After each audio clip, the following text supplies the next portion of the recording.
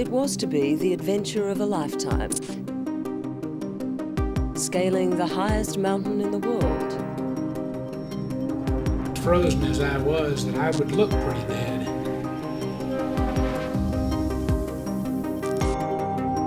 You felt guilty? Oh, sure, for being alive, you know. There is only one way for any of them to survive, and that's to somehow find the strength to walk down alone. Even if the rescuers find them, at that altitude, it is physically impossible to carry someone else. Adventure Consultants was formed in 1991 by Rob Hall and Gary Ball after they climbed the 7 tallest mountains on each continent, known as the 7 Summits. The company brought paid clients on treks and to climb mountains all over the world. In 1993, Gary Ball died while in Rob's arms while they were climbing Dalgary, the 7th tallest mountain in the world. Rob Hall continued on with an Everest expedition in 1994 and 1995. Mountain Madness was formed in 1984 by Scott Fisher, Wes Krause, and Michael Allison, a mountaineering and trekking company who brought paid climbers all around the world, just like Adventure Consultants. In 1996, both companies would be on Mount Everest, going up through the Khumbu Icefall. Rob Hall leading Adventure Consultants and Scott Fisher leading Mountain Madness. There were numerous other teams on the mountain, including the South African team, which had some controversy early on, led by Ian Woodall. The IMAX team, led by David Bashirs, who were filming the 1998 documentary Everest. The Taiwanese team, led by Gao Mingho. And via the North Col, the Indo-Tibetan Border Police Expedition. Adventure Consultants had 3 guides, Rob Hall, 35, Michael Groom, 37, and Andy Harris, 31. With clients, Frank Fishbeck, 53, publisher, he had attempted Everest before. Doug Hansen, 46, postal worker, who was on Rob Hall's 1995 expedition. He was turned around by Rob Hall close to the summit. Stuart Hutchinson, 34, cardiologist, and the youngest climber on the team, who later wrote Into Thin Air about the 1996 expedition. Yasuko Namba, Tokyo businesswoman who already climbed 6 of the 7 summits. John Task, 56, Australian anesthetist, and the oldest member of the team. Beck Weathers, 49, American pathologist from Dallas, Texas. On Mountain Madness's team, there were 3 guides. Scott Fisher, 40, Neil Beidelman, 36, Anatoly Bukharev, 38, along with clients Martin Adams, 47, who had climbing experience, Charlotte Fox, 38, an American climber and ski instructor. She had previously climbed 2 8,000-meter peaks. Lena Gamelgard, 35, Danish climber. Dale Cruz, 45, a friend of Scott Fisher. Tim Madsen, 33, Aspen ski instructor and boyfriend of Charlotte Fox. He had no experience above 8,000 meters. Sandy Hill Pittman, 41, American socialite, had climbed 6 of the 7 summits. Pete Schuning, 68, involved in the famous 1953 K2 expedition, saving 6 lives with quick thinking by holding on with his ice axe wedged into a boulder. Clev Showing, 38, Pete Schoening's nephew, a former downhill ski racer. Rob Hall had a routine for his clients to adapt to the high altitude by spending time at different camps higher up on the mountain. There were 4 camps above base camp. Camp 1 at 19,800 feet past the Khumbu Icefall, Camp 2 at 21,240 feet, Camp 3 at 23,484, and Camp 4 at 25,938 feet by the South Col. The first death that year on Everest was from a member of the Taiwanese team.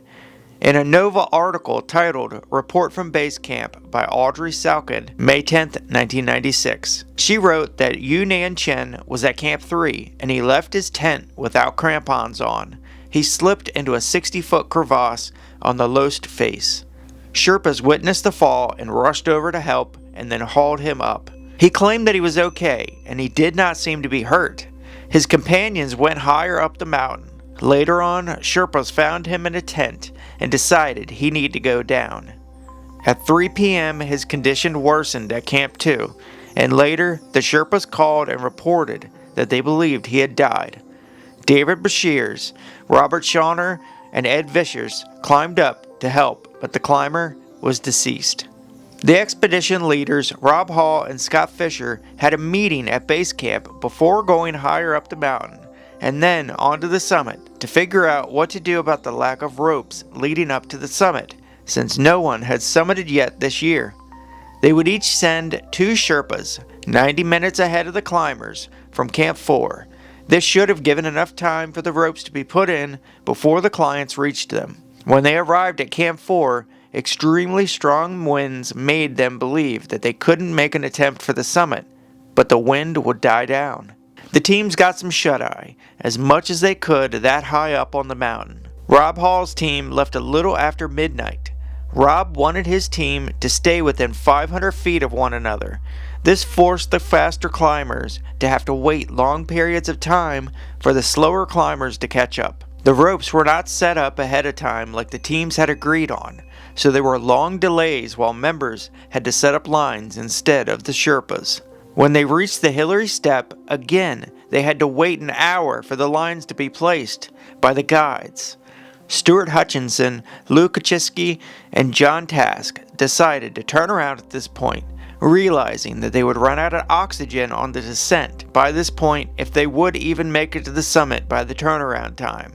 Beck Weathers had eye surgery recently, and the high altitude was affecting his vision, and he was nearly blind.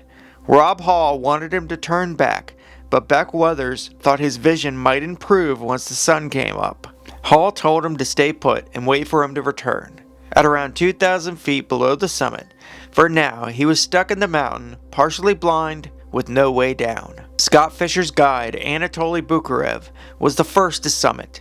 He wasn't using supplemental oxygen. John Krakauer, Martin Adams, Andy Harris, and Cleve Schoening all summited. On the descent, they hit a wall at the Hillary Step. No one could go down the single line until everybody below reached the top. More climbers, including Mike Groom, Sandy Hill, Charlotte Fox, Lena Gamelgard, and Yasko Namba, reached the summit. Doug Hansen, a short distance from the summit, was moving very slowly. Rob was helping him to the summit. Ang Dorji Sherpa and some other Sherpas waited on the summit until 3 p.m. They descended and saw Doug Hansen on the way down. He told Doug to go back, but Doug did not respond and pointed up at the summit and kept going. Scott Fisher was spotted moving very slowly. This was in part due to Fisher allowing his team to acclimatize at their own pace at different camps, forcing Fisher to move up and down from camps more frequently if his assistance was needed. Others blamed it on illness, or even high-altitude pulmonary edema or cerebral edema. Fisher reached the summit at about 3:45. Lopsang Sherpa helped him down part of the way, but Fisher asked him to descend and get Anatoly for help when a storm had rolled in. Anatoly was criticized for returning to Camp 4 at around 5 p.m. without any clients. He claimed he did this so he was ready to help assist climbers on the way down or get oxygen to them. Doug Hansen and Rob Hall reached the summit even later than Fisher, as well as Gao Ming Ho from the Taiwanese team. It was well past the 2 p.m. cutoff time. On the way down, clients started running out of bottled oxygen, and a blizzard rolled in. The calm day turned into a nightmare. Gao and Fisher were left at around 27,000 feet when they could not descend any longer. Rob Hall radioed for help. Doug was unconscious, and Andy Harris went back up to help Rob. Mike Groom found Beck Weathers where Rob had left him and offered to help by short roping him down the mountain. On the way down, Beck could barely see and was tripping over himself. Guides Neil Beidelman and Mike Groom were helping Cleve Schoening, Charlotte Fox, Tim Madsen, Sandy Pittman, Lena Gamelgard, Beck Weathers, and Yasko Nambo. They were trying to reach Camp 4 in the blizzard and got lost on the South Col. They hunkered down and waited out the storm, fearing that they would walk right off the edge. Eventually, the storm cleared enough for them to get their bearings. After a few hours, Neil, Mike, Lena, and Clev went off to get help from Anatoly. Charlotte, Tim, Sandy, Beck, and Yasko stayed back. Tim would not leave Charlotte. Sandy, Beck, and Yasko were in a very bad state. Just a 20-minute walk from the tents at Camp 4. Anatoly had some trouble finding them at first, but eventually spotted Manson's light. He reached the stricken climbers. Yasko was possibly gone at this point, he thought, and Beck was in a bad state. Anatoly saved Tim, Charlotte, and Sandy. Beck was blown back into the storm, and Yasko was not moving when they left. Rob radioed the next morning. He was still high on the mountain.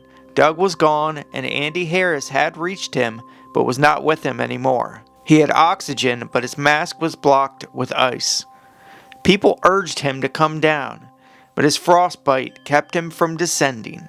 The 3 climbers summiting from the North Col, a part of the Indo-Tibetan Border Police Expedition, never made it back the previous night and died high up on the mountain. Rob Hall's wife Jan Arnold was reached on satellite phone and put through to Rob, still high on the mountain. They had a final call together, both knowing that they would never see each other again. The IMAX expedition eventually found Rob Hall on their push to the summit, half buried in snow. Stuart Hutchinson decided to search for Beck and Yasko. He found them barely alive, and it was decided that nothing further could be done for either of them, both horribly frostbitten and unresponsive. They attempted to warm him and gave him oxygen. Unfortunately, his tent had partially collapsed in the night, and he was again left for dead. John Krakauer found him still alive, and most importantly, he could still walk. He was helped down to Camp 2, walking down on badly frostbitten feet. Gow and Fisher were found by Sherpas on the 11th. Fisher was alive but unresponsive. Oxygen did not help, but Gow was brought back and could walk, eventually down to Camp 2. A helicopter rescue was planned to save the men, unable to make it down the Khumbu icefall. The elevation made it very dangerous to land a helicopter due to the lack of air at that height. Finally reaching a Kathmandu hospital bed. 8 people died on Mount Everest between the night of the 10th and the 11th. 4 from adventure consultants: Rob Hall, Andy Harris, Yasko Namba, Doug Hansen. 1 from Mountain Madness, Scott Fisher, and 3 from the Indo-Tibetan Border Police: Subdar Samla, Lance Morup, Teswang Paljor. It was the deadliest year on Everest at that point, with a total of 12 people. It made headlines, and it is the reason for many documentaries and even major motion pictures. Definitely sparked my interest in Mount Everest. Obviously, the book Into Thin Air was huge when I was a kid. I got it for Christmas one year, and that was it. I was hooked. The decisions that were made that day go against the grain for everything. Rob Hall always had a strict turnaround time. He even turned Doug Hansen around shortly below the summit the year prior. But this year, they waited so long before summiting, way past the turnaround time. Thank you for watching, folks, and we will see you on the next. Peace.